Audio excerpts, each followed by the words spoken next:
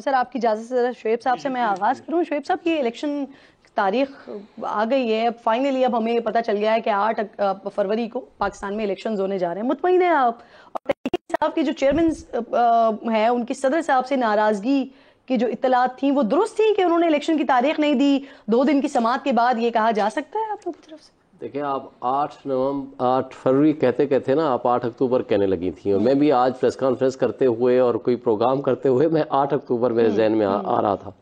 वजह क्या थी? आपको याद होगा प्रेसिडेंट ने एक 9 अप्रैल की डेट दी थी, फिर 30 अप्रैल की डेट दी थी सुप्रीम कोर्ट के ऑर्डर पे with the consultation of election commission, जिसको इलेक्शन कमीशन ने 8 अक्टूबर की तारीख दे दी थी। यकीन करें 6 महीने कान पक गए हमारे सुन सुन के 8 अक्टूबर को इलेक्शन होगा। सारी वो पीडीएम की जमातें, और सुबह से शाम तक काम ही उनका एक ही होता था। 87 तो वजीर मुशीर थे, कम से कम 15-20 तो रोज प्रेस कॉन्फ्रेंस करते थे, लेकिन वो 8 अक्टूबर हवा में तहलील हो गया। और एक सुप्रीम कोर्ट ने 14 मई की डेट, लेकिन अब तो सर सुप्रीम कोर्ट ने बिल्कुल बाउंड कर दिया है ना। अब तो देखिए ना, लोहे पे लकीर आ गई है ना, वो पत्थर की लकीर आ गई है। तो अब आप मुतमईन है? देखिए, इस हद तक तो खुश आइंद बात है कि एक डेट आ गई है और with the consultation of all stakeholders आ गई है। क्योंकि जो सबसे पहले सुप्रीम कोर्ट ने फैसले भी किए थे या प्रेसिडेंट ने फैसले किए थे, उन सबको इलेक्शन कमीशन, पीडीएम की जमातें, मिनिस्ट्री ऑफ डिफेंस, सारे के सारे उन्हें उठा करके रद्दी की टोकरी में फेंक दिया। बल्कि सुप्रीम कोर्ट के ऊपर जो चढ़ाई की, किस लिए की थी? इसलिए की थी ताकि इलेक्शन ना कराएं। लेकिन देखें, एक बात बड़ी तय है, अगर आज इस इलेक्शन की तारीख का तयन होने के बाद इस बात का तयन ना हुआ कि जो किरदार इसको डिले करने में थे उनके खिलाफ एक्शन ना हुआ, तो मुस्तकबिल में ये 13 महीने वाली बात आपकी 3 साल में भी जा सकती है। फिर राजा साहब ने एक फरमाया था कि 10 साल भी इलेक्शन ना हो तो कोई फर्क नहीं पड़ेगा। देखें, इसलिए इसका तयन करना और उन किरदारों को सजा देना भी बड़ा जरूरी है। लेकिन अब आगे आते हैं, क्या हमारी रियासत मुतहम्मिल हो सकती है कि आप इस वक्त से पहले इस इलेक्शन को मुतनाज़ा करके डिस्क्रेडिट कर दें? आज इलेक्शन का बाकायदा आगाज हो गया एक लिहाज से। जब डेट आ गई, सबसे पहला काम क्या हुआ? असद कैसर को उठा लिया, जो हमारी पॉलिटिकल कमेटी के चेयरमैन है, कोर कमेटी के मेंबर है, सीनियर मोस्ट आदमी है और स्पीकर रहे हैं। अगर ये आपने एक मैसेज देना है उन लोगों को कि जनाब हमने पीटीआई को क्रश करना है, आप मुझे बताएं इलेक्शन कमीशन ऑफ पाकिस्तान की जिम्मेदारी किधर चली गई है? पूरे पाकिस्तान में 100 मकामात पे जलसे की इजाजत मांगी, आज तक नहीं करने दी गई। अगर ये लेवल प्लेइंग फील्ड है, आप लोगों का मिला हुआ है कोई कन्वेंशन करने की इजाजत कोई मिली तो है आपको? पहला जो काना में इजाजत मिली थी लाहौर में, वो भी लाहौर हाईकोर्ट के हुक्म पे मिली थी।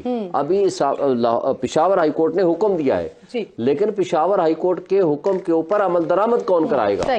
जब भी अमल दरामद आप करने लगते हैं, आपने देखा है करक में जलसा किया, सीधी गोलियां मारी। मर्दान और सवात पे क्या किया उन्होंने? उठा करके जो भी कॉन्फ्रेंस कर रहे थे, जो बंद बाउंड्री वाल में, उसके इजाजतनामे की भी जरूरत नहीं, उनको उठा के जेलों में बंद कर दिया। तो ये जो असल बात है कि देखें, आपका मुल्क अब मजीद एडवेंचर्स का मुतहम्मिल नहीं हो सकता। सियासी अबतरी और बदहाली इस हद तक आगे जा चुकी है कि आपको एक स्ट्रॉन्ग तमाम स्टेक होल्डर्स को मिलकर इसको रोकना होगा। सही कह रहे हैं आप। उसके लिए आज भी वक्त है, कम से कम ये रियलाइज कर लें कि लोगों को उसका फैसला करने दें। अवाम ये फैसला करे किसको वोट देना चाहते हैं, वो उसको दें। नहीं तो जो अफरा तफरी, इंतशार और जो बुरे हालात आज हैं, वो इसको मल्टीप्लाई करेंगे, उसका फायदा नहीं होगा। सर रोकड़ी साहब, अगर सुप्रीम कोर्ट ना होती बीच में, तो समझते हैं आप इलेक्शन की तारीख आ सकती थी? आ जानी थी, बिल्कुल आ जानी थी। देखिए, आप इलेक्शन कमीशन ने पिछले महीने जो गैर मुल्की बुलाने हैं, जिन्होंने आके इलेक्शन मॉनिटर करते हैं, जो प्रोसेस है, उनको भी बुलाया हुआ था। इलेक्शन कमीशन ने जो आपके महकमे के लोग हैं, जो आप लोग हैं दुनिया से जो आते हैं इलेक्शन को देखते हैं, उनको भी बुलाया हुआ था। तो इलेक्शन कमीशन ने तमाम वो प्रोसीडिंग्स जिनकी जरूरत होती है इलेक्शन के लिए वो मुकम्मल कर रही थी। सिर्फ एक चीज रह गई थी, वो है हल्काबंदियां। और ये बहुत अच्छा हुआ है कि सुप्रीम कोर्ट की मौजूदगी में इलेक्शन की डेट आ गई है, ताकि अब किसी को शक ना रहे। वो दे भी देते तो तब भी होता कि करेंगे नहीं करेंगे चलेगा।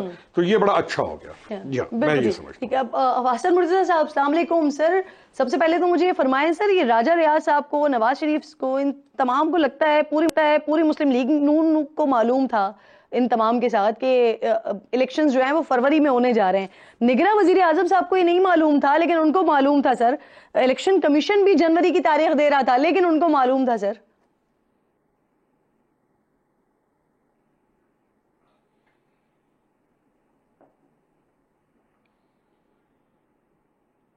हसन साहब, आपकी आवाज नहीं आ रही है, अगर आप म्यूट पर हैं तो इसको प्लीज अनम्यूट कीजिए ताकि आपकी आवाज मुझ तक पहुंचे। जी, अब मेरी आवाज आ रही है जी?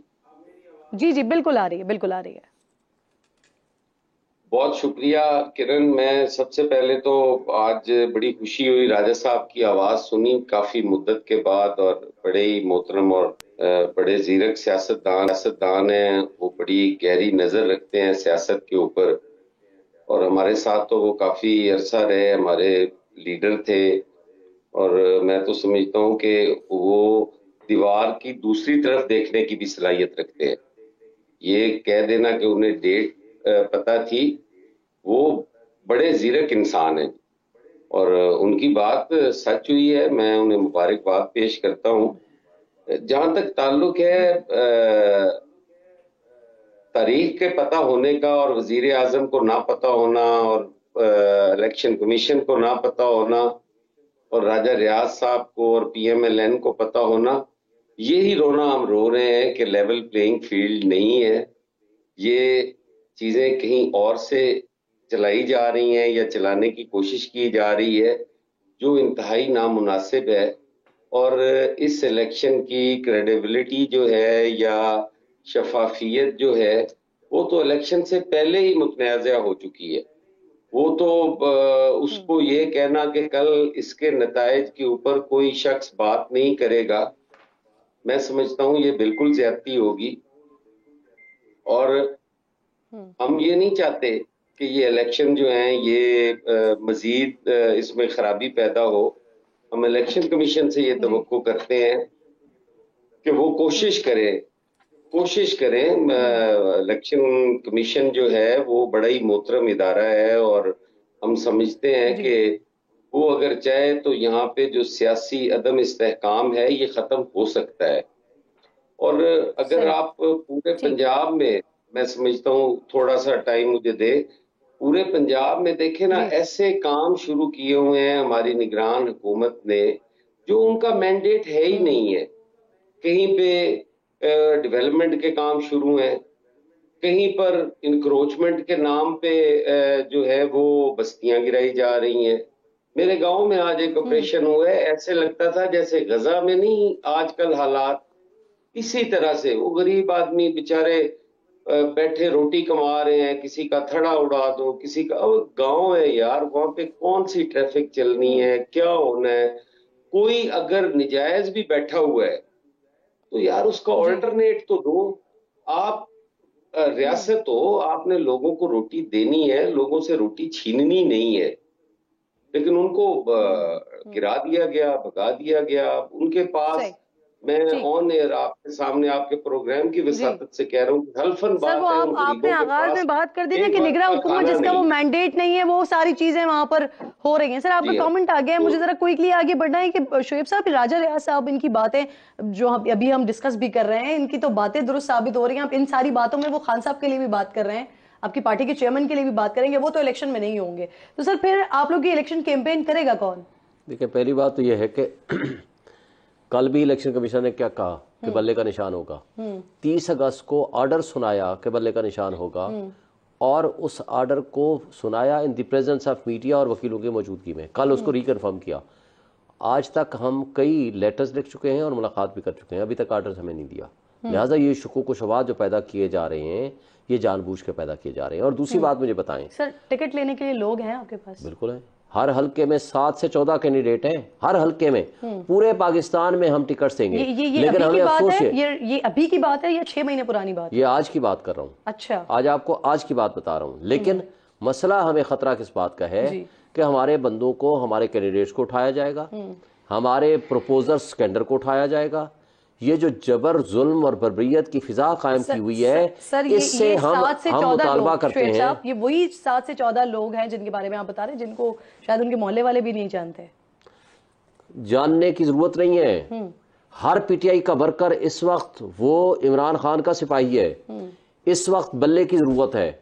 इस वक्त आपको वोट देना है लोगों ने इमरान खान को। मुझे असद उमर बता दें, सेक्रेटरी जनरल थे, बगैर कैंपेन के जीत जाएंगे। सुन ले, असद उमर साहब की मैं गुफ्तगू आपको बता रहा हूँ, जो कि सेक्रेटरी जनरल थे अभी पार्टी में। उन्होंने कहा मेरा एक वोट भी नहीं है, इमरान खान का वोट है। आप जरा मार्केट में पब्लिक में जाकर दिखाएं, मुझे बताएं पिशावर उस में वक्त जो इमरान खान कैंपेन कर रहे थे, उस वक्त हवाओं का रुख भी आपके तरफ आज था। भी हवाओं का रुख, पब्लिक की हवाओं का रुख हमारे साथ है, और उन हवाओं का रुख जिनका आप रावलपिंडी की तरफ रुख कर रहे हो, आज उधर डिस्क्रेडिट हो चुके हैं वो लोग कि इनको अख्तियार नहीं है कि आप सियासत में हिस्सा लें, सही। आप लोगों को उखाड़ पछाड़ करें, आप लोगों को छाएं और 2018 में भी मसूरी नहीं था। पैदा सर, करें। 2018 मुझे में भी एक नहीं था, मिनट शोएब साहब। बात करूंगा, जी, जवाब जी, देने दें। जी, जी। आप माशाल्लाह बहुत तेज बोलती हैं लेकिन जवाब नहीं सुनती। सुन लें, जी। बात यह है कि कितने सदाकत अब्बासी, उस्मान डार और कितने बंदे किसी के उठाए गए हों, कितने सियासी जमातें थी जिनको जलसा करने की इजाजत नहीं दी थी, कितने सियासी जलसे थे जिनको सीधी गोलियां मारी गई थी। सर, ये सिर्फ हमारे साथ हो रहा है। मैं वापस आपको बताती हूँ कि कितने कितने दिन कौन कौन जेलों में रहा। सर, जेलों में रहना, जलसे करने की और सुने कैंपेन करने की इजाजत नहीं थी 2018 एक बात और कर दो। आप जानते हैं शोएब साहब